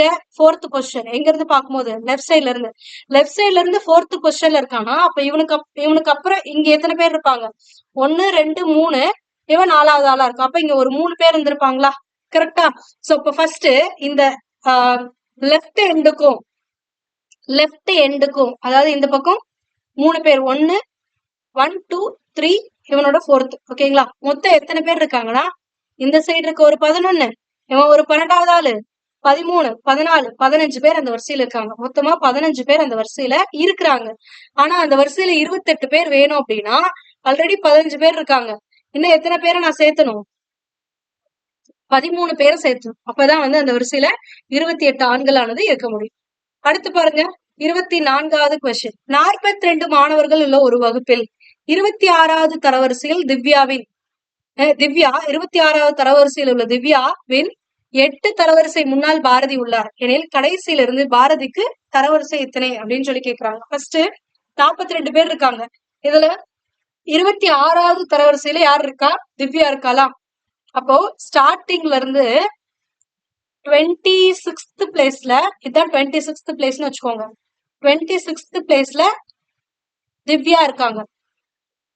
இவளே 26. இவளோட 26னா இவளுக்கு அப்புறம் இன்னும் அந்த கிளாஸ்ல எத்தனை பேர் இருப்பாங்க? ஏன்னா மொத்தம் 42 பேர். 42 பேர்ல 26 பேர் இவளோட சேர்த்து அப்படின்னா மீதி இன்னும் எத்தனை பேர் இருப்பாங்க? ஒரு 16 பேர் இருப்பாங்களா? கரெக்டா? அப்ப இவளுக்கு அப்புறம் எத்தனை பேர் இருக்காங்கன்னா இன்னும் ஒரு 16 பேர் இந்த வரிசையில கீழே இருக்கிறாங்க. ஆனா திவ்யாவில இருந்து ஒரு முன்னாடி எத்தனாவது வரிசையில 8 வரிசைக்கு முன்னாடி பாரதி இருக்கான்ட்டாங்க. அப்ப இங்க இருந்து 1 2 3 4 5 6 7 8 இந்த இடத்துல பாரதி இருக்கா. ஓகேங்களா? சோ அப்படிங்கும் போது கடைசியில இருந்து பார்க்கும்போது பாரதியுடைய தரவரிசை என்னன்னு கேக்குறாங்க. கடைசியில இருந்து பார்க்கும்போது 16 பேர் இங்க இருக்கிறாங்க. 17வது ஆளாத்தான் வந்து திவ்யா இருப்பா.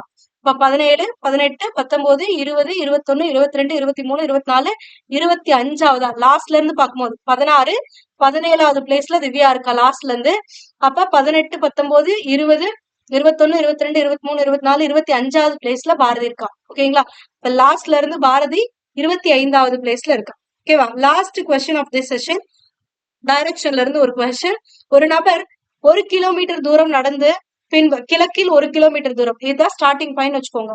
இங்க இருந்து கிழக்கு நோக்கி 1 கிலோமீட்டர் போறாரு. போயிட்டு தெற்குல திரும்பி ஒரு 5 கிலோமீட்டர் போறாராம். ஓகேங்களா?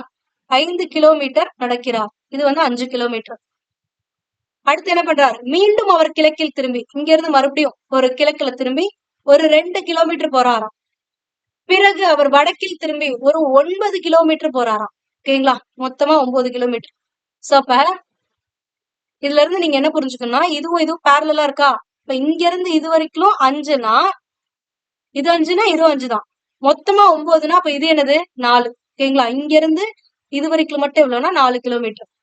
இப்போ அவர் தொடங்கிய இடத்துல இருந்து எவ்வளவு தூரத்தில் உள்ளார்? இதுதான் ஸ்டார்டிங் பாயிண்ட், இது எண்டிங் பாயிண்ட்.